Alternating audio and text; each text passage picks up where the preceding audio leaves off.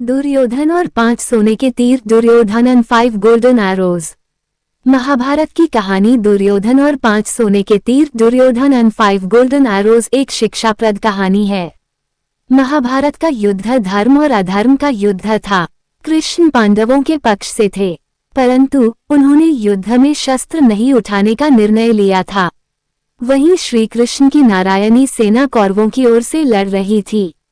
युद्ध में कभी कौरवों का तो कभी पांडवों का पलड़ा भारी लगता। महाभारत के युद्ध में कुरुक्षेत्र की रणभूमि पर श्री कृष्ण ने प्रत्यक्ष रूप से शस्त्र नहीं उठाए, लेकिन अर्जुन का सारथी बनकर श्री कृष्ण युद्ध भूमि में अर्जुन का मार्गदर्शन करते रहे। द्रौपदी के भाई धृष्टद्युम्न पांडवों के सेनापति थे, वहीं कौरवों के तरफ से गंगा पुत्र भीष्म सेनापति थे। उनके नेतृत्व में युद्ध लड़ा जा रहा था। कौरव दल पूर्ण बल से युद्ध करने के बाद भी 5 पांडव में से किसी का भी बाल भी बांका न कर पा रहा था। दुर्योधन को हुआ भीष्म पितामह पर संदेह। कौरवों के प्रधान सेनापति भीष्म 10 दिनों तक पांडव सेना पर भारी पड़े थे। प्रतिदिन भीष्म हजारों सैनिकों को मार रहे थे, परंतु दुर्योधन भीष्म पितामह पर कहीं न कहीं संदेह कर रहा था। उसे लग रहा था कि पितामह भीष्म जानबूझकर पांडवों का साथ देते हैं और उन्हें मारना नहीं चाहते। यही सोचकर एक रात दुर्योधन भीष्म से सीधे बात करने के लिए उनके पास शिविर में पहुंचा। जब दुर्योधन भीष्म के शिविर में पहुंचा तो देखा भीष्म चिंतनशील होकर शिविर में बैठे थे। यूं आधी रात को दुर्योधन को अपने शिविर में प्रवेश करते देख भीष्म हैरान हुए। उन्होंने दुर्योधन से शिविर में आने का कारण पूछा। भीष्म की कर्तव्य निष्ठा पर उठे प्रश्न। दुर्योधन ने गुस्से में कहा, पितामह, आपके मोहपूर्ण अन्याय के कारण मैं आधी रात को आपके शिविर में आने के लिए विवश हुआ हूँ।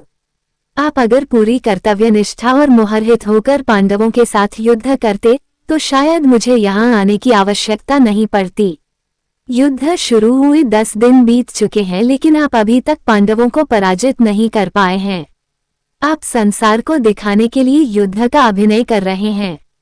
आपको आज भी पांडवों से अति प्रेम करते हैं और आप मेरे सेनापति होते हुए भी पांडवों को युद्ध जीतते देखना चाहते हैं। अपने बारे में दुर्योधन के मुख से ऐसी बात सुनकर पितामह भीष्म बहुत दुखी हुए। पांडवों को मारने के लिए भीष्म सज्जा। दुर्योधन के मुख से कटु वचन सुनकर भीष्म ने दुर्योधन से पूछा, तुम क्या चाहते हो पुत्र दुर्योधन? दुर्योधन ने कहा, पांडवों की मृत्यु और इसके लिए आपको अपनी दिव्य शक्तियों का प्रयोग करना होगा। पितामह भीष्म ने अपनी शस्त्र विद्या का प्रयोग करते हुए सोने के 5 अचूक तीर निकाले और इसे अभिमंत्रित करके बोले, दुर्योधन, तुम व्यर्थ में संदेह करते हो। इन बाणों से कोई नहीं बच सकता। कल का दिन युद्ध का अंतिम दिन होगा। एक ही दिन में 5 पांडवों को इन बाणों से समाप्त कर दूंगा। फिर पांडवों के मरते हुए युद्ध का परिणाम तुम्हारे पक्ष में होगा।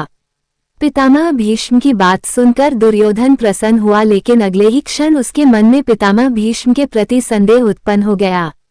दुर्योधन की चालाकी। Duryodhan and 5 golden arrows. कपटी दुर्योधन। दुर्योधन भीष्म की बातों को सुनकर प्रसन्न तो हुआ, परंतु अब दुर्योधन को भीष्म की बातों में भी छल कपट दिखने लगे।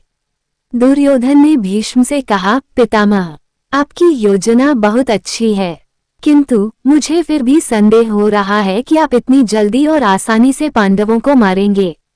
हो सकता है आप मोहवश या प्रेमवश उन्हें न मार पाएं। अतः आप इन बाणों को मुझे दे दें। मैं युद्ध भूमि में आपको ये 5 बाण दूंगा और आपको आपके कर्तव्य की याद दिलाऊंगा।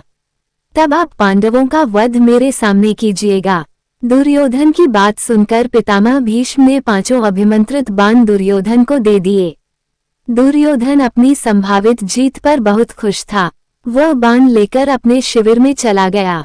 पांडवों को जब पता चला, भीष्म के शिविर के पास पहरा दे रहे पांडवों के एक गुप्तचर ने सारी बातें सुन ली। उसने महाराज युधिष्ठिर को आकर सोने के बाण के बारे में सूचना दी। तब भगवान श्री कृष्ण भी वहीं थे। युधिष्ठिर ने भगवान श्री कृष्ण से कहा, हे गोविंद, पितामह के इन तीरों के प्रतिकार हम कैसे करें? इस बात को सुनकर श्री कृष्ण युधिष्ठिर संग तुरंत ही अर्जुन के शिविर में पहुंचे और अर्जुन को पूरी घटना बताई। श्री कृष्ण ने अर्जुन से कहा कि पार्थ, तुम्हें दुर्योधन से उन 5 बाणों को मांगना होगा। श्री कृष्ण की बात सुनकर अर्जुन ने अचंभित होकर पूछा, दुर्योधन भला वो तीर मुझे क्यों देगा? तब श्री कृष्ण ने अर्जुन को स्मरण दिलाया कि एक बार अर्जुन ने दुर्योधन को यक्ष और गंधर्वों के हमले से बचाया था। अर्जुन पहुंचा दुर्योधन के पास।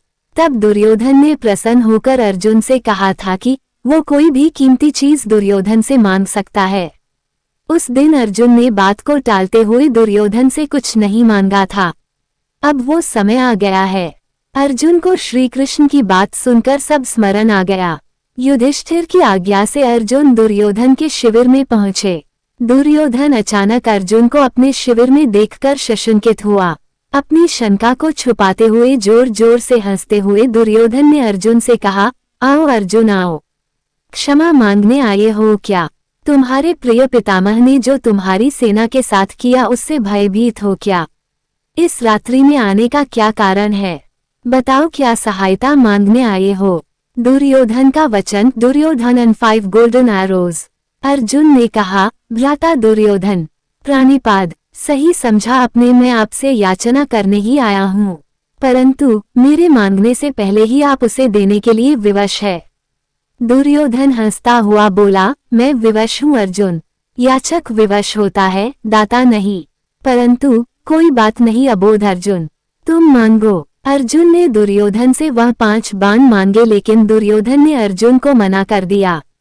तब अर्जुन ने दुर्योधन को क्षत्रिय धर्म स्मरण कराते हुए उस घटना को बताया।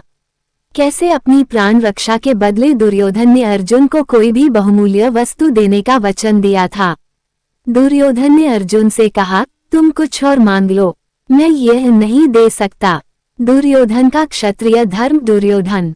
तब अर्जुन ने कहा, यदि आप अपने वचन को पूरा नहीं करना चाहते तो कोई बात नहीं भ्राता। अब आपके पास कुछ बहुमूल्य है भी तो नहीं जो मांगा जाए। सामर्थ्य के अभाव में आपको पितामह के बाणों की आवश्यकता भी है। ठीक है, मैं चलता हूँ। अर्जुन के कटाक्षों से दुविधा में फंसे दुर्योधन ने कहा, रुको अर्जुन, किसके पास सामर्थ्य नहीं है? हम 100 हैं, तुम 5 हो। फिर ना चाहते हुए भी दुर्योधन ने 5 बाण Duryodhan and 5 golden arrows Arjun को दे दिए। अर्जुन उन दिव्य बाणों को प्राप्त कर अपने शिविर में आ गए। इस तरह भीष्म से बाण लेने की गलती दुर्योधन पर भारी बहुत पड़ी और पांडवों की मौत टल